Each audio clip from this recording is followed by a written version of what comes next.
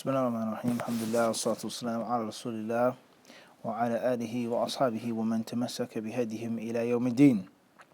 أما بعد, we all know the well-known hadith of Abu Ayyub al-Ansari radiyallahu anhu, that's collected by Imam Muslim and others, that states that the Messenger of Allah sallallahu is quoted to have said, "Man sama Ramadana, thumma atba'ahu sitta min Shawwal, kana kasiyam ad-dahr, aw kama qil." Hadith says, he or she who fasts Ramadan and then does 6 additional days in Shawwal will be like fasting what is called a dahr, which linguistically means all of time, and as explained in other places to mean an entire year.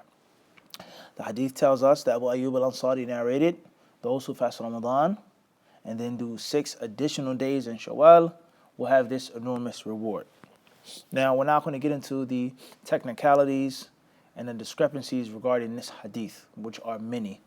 We're not going to get into that right now in this basic sitting. What is important is most of the ulama, not all of them, but most of the people of knowledge, they took this hadith and they acted upon it. Most of them adopted this hadith, not all of them, but most of them. And what we want to read to you today, bidhnillahi ta'ala, is what is the best way, or not necessarily the best way, what are the different styles of fasting the 6 days of Shawwal? People always ask.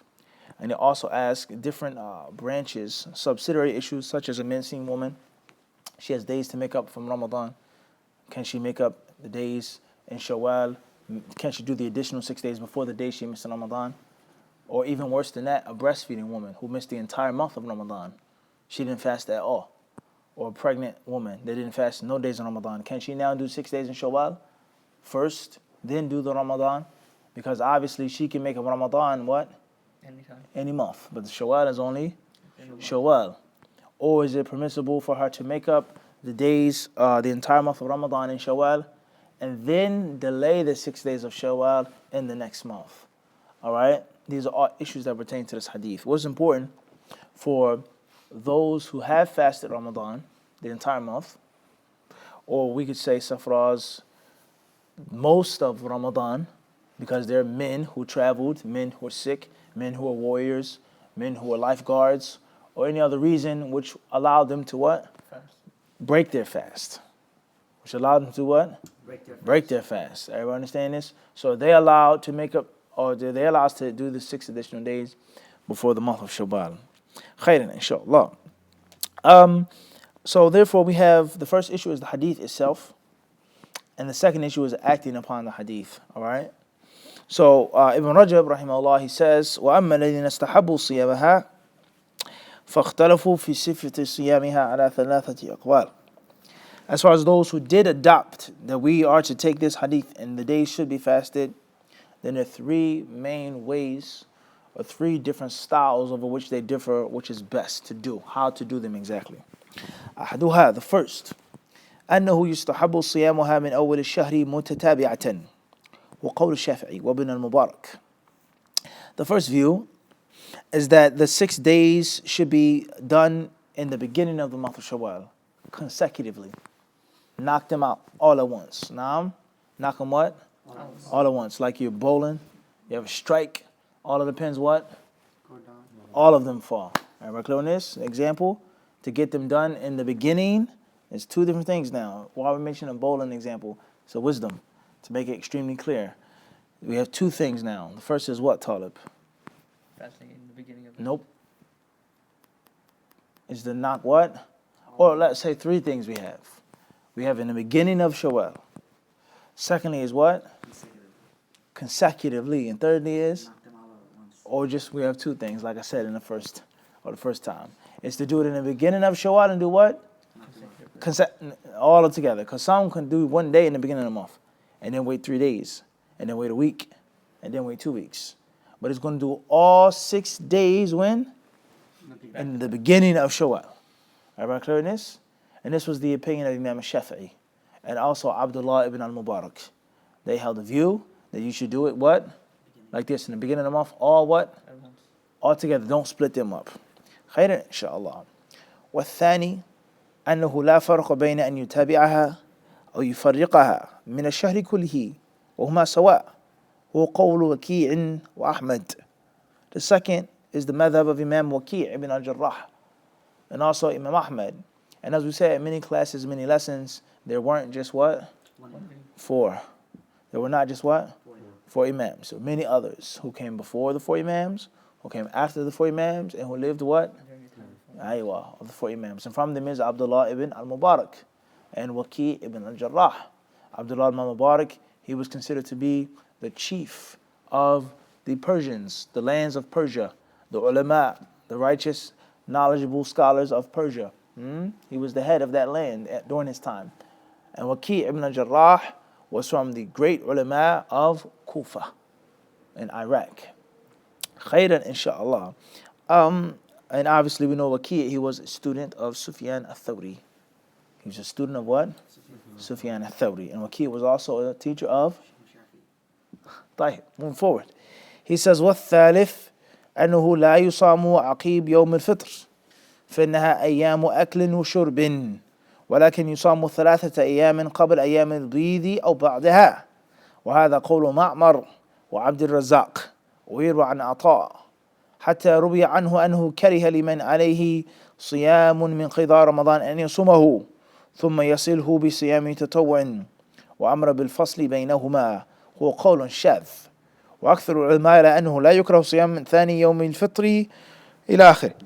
He then says here, listen carefully, Shaykhan. He says the third view is that one should not fast directly after the Eid. One should not what? Fast after the Eid. Do not fast what? After the Eid. Now Ramadan is over. You celebrate the Eid, Eid Mubarak, Eid Sa'id, Eid Kareem, congratulations, Merry Eid, Happy Eid. The next day he says what?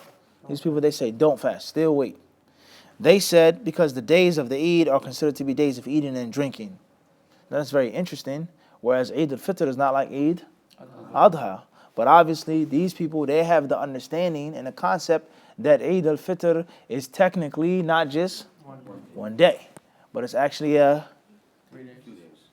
Didn't give a limit. He said what? What? That's what I said with my hands. Everybody understand? It's like a what? Yeah.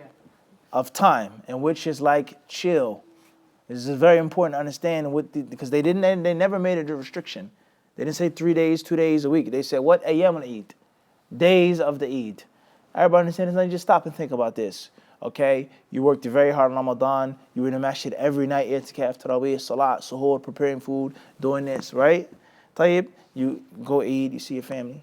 You take off a day of work, a couple of days of work, you relax with your family, you take your kids out, you buy them some toys, kada. It's like a general what? Rest. Chill. With the hands. Everybody understand this? For at least a what? Amount of time. At least a couple of days. At least what?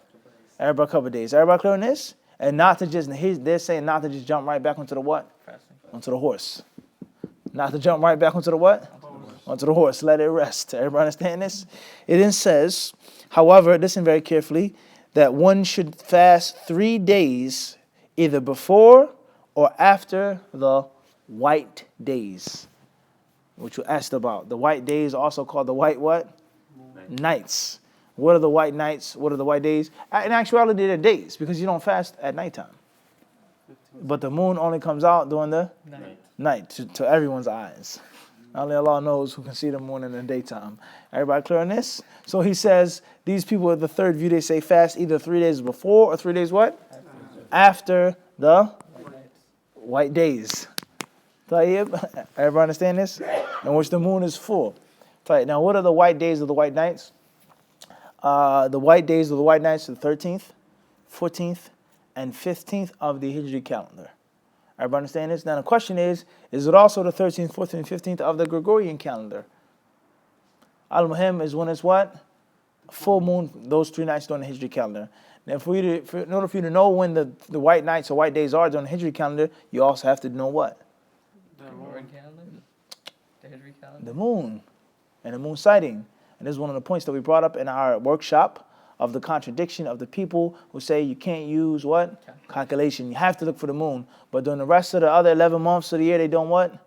They don't look. Deaf, dumb, and blind. No one cares. No one is of any concern. Was the moon of Shawwal sighted Was the moon of Dhul Qa'dah, was the moon of Dhul Hajjah. It's all based off of what? Calculation. Hajj is going to begin and end what? Based on what? And subhanAllah, to show you, and we're not here to argue this point, nor we're here saying this is my opinion, just trying to make a point, scientific. The people that say that you can't use calculation, even if it's a hardship or difficulty upon the Muslims or the Muslim minorities, but they use it for Hajj. Why do they use it for Hajj months at a time? Because it will be a what? Difficulty. No doubt about it.